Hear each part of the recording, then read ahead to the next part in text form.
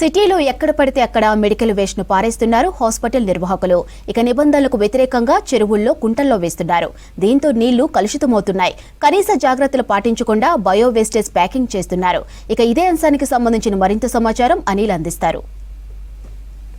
Wastage నగరంలో చాలా ప్రభుత్వ ప్రైవేట్ ఆసుపత్రుల్లో ఈ బయో వేస్టేజ్ అనేది సక్రమంగా నిర్వహిస్తలేరు అనేటువంటి ఆరోపణలు ఉన్నాయి. సో నగరంలో ఉన్నటువంటి ప్రభుత్వ ప్రైవేట్ ఆసుపత్రుల్లో బయో వేస్టేజ్కి సంబంధించిన స్టోరేజ్లు ఎలా ఉన్నాయి, తర్వాత 3 విభాగాలు అయితే ఏవైతే కవర్స్ ఉంటాయో ఆ కవర్స్లో ఇంజెక్షన్లు కానీ వివిధ రకాలకు సంబంధించినటువంటి బయో వేస్టేజ్ పదార్థాలు సక్రమంగా వేస్తున్నారా లేదా అనేటువంటి విషయాలను తెలుసుకుందాం.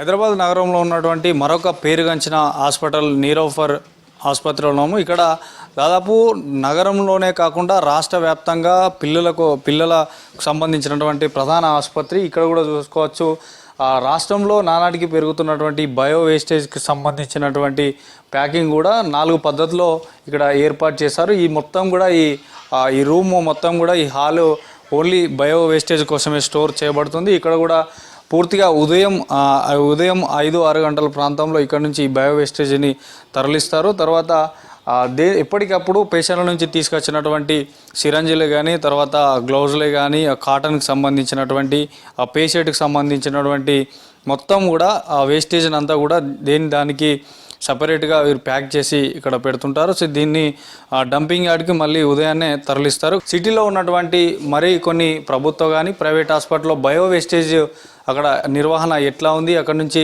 ఎప్పుడు తరలిస్తున్నారు, రోజుకి ఎన్ని క్వింటాల వరకు ఈ బయో వేస్టేజ్ అనేది తరలిస్తారు అనేది కూడా ఒకసారి తెలుసుకుందాం.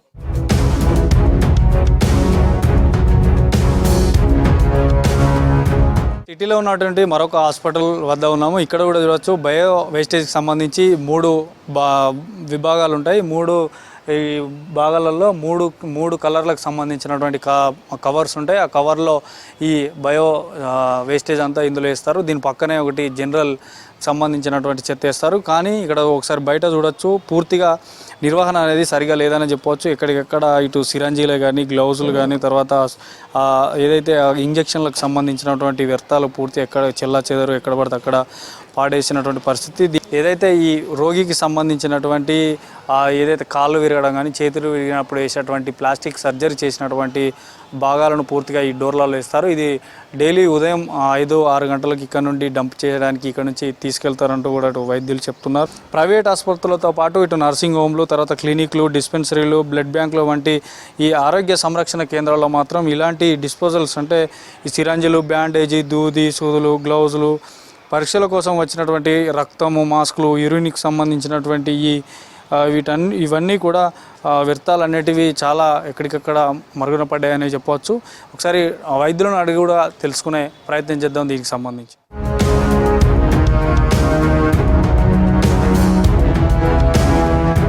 ప్రజెంట్ నేను ఉస్మానియా జనరల్ ఆసుపత్రిలోని ఏదైతే బయో వేస్టేజ్కి సంబంధించినటువంటి వార్డు దగ్గర ఉన్నాను. ఇక్కడ ఒకసారి చూస్తే మార్చరీకి సంబంధించినటువంటి పోస్ట్ మార్టం చేసేటప్పుడు అవి ఏవైతే ఉంటాయో ఆ వ్యర్థాలకు సంబంధించి కూడా సపరేట్గా ఒక కవర్లో వేస్తారు. సో వాటిని ఎప్పటికప్పుడు ఇక్కడ ఈ వ్యర్థాలను మొత్తం ప్యాక్ చేసి ఉంచుతారు. సో లోపల ఉస్మానియా జనరల్ ఆసుపత్రికి సంబంధించినటువంటి ఈ బయో వేస్టేజ్ రూము, ఈ 3 రూముల్లో కూడా పూర్తిగా లోపల అధ్వాన పరిస్థితి ఉండడంతో ఈ హాల్లోనే ఈ స్టోరేజ్ చేస్తున్నారు. సో ఇది ఎప్పటికప్పుడు కూడా క్లియర్ చేస్తున్నట్టు వైద్యులు కూడా చెప్తున్నారు. సో దీనికి సంబంధించి అసలు ఈ 3 కలర్లో ఏ పార్ట్స్ రోగికి సంబంధించినటువంటి ఏ రకాల వ్యర్థాలను ఈ కవర్లలో వేస్తారు, వాటికి సంబంధించి మరిన్ని వివరాలు మనతో పాటు చెప్పడానికి ఆరంభ కవిత మేడం ఉన్నారు.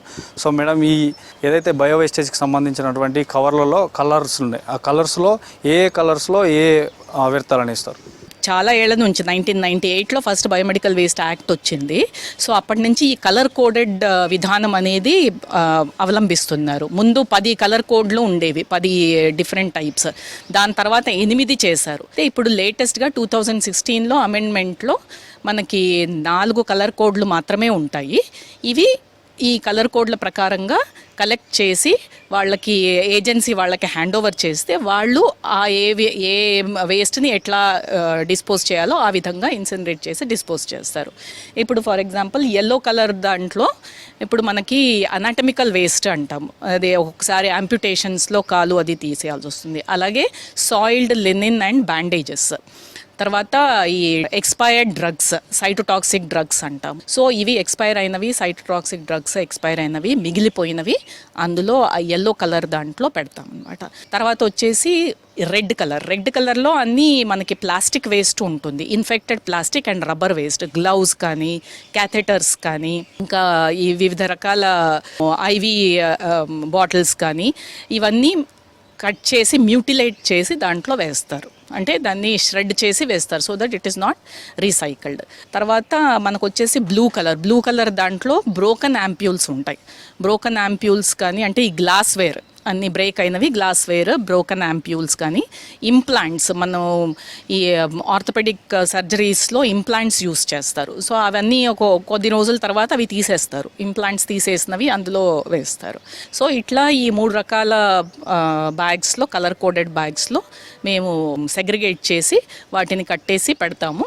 ఎవ్రీడే వాళ్ళు మార్నింగ్ అరౌండ్ 9:30, 10 o'clockకి అట్లా వచ్చేసి తీసుకువెళ్తాను. ఇట్ ఈస్ 24 hours ఒకసారి దే విల్ రిమూవ్ ఇట్.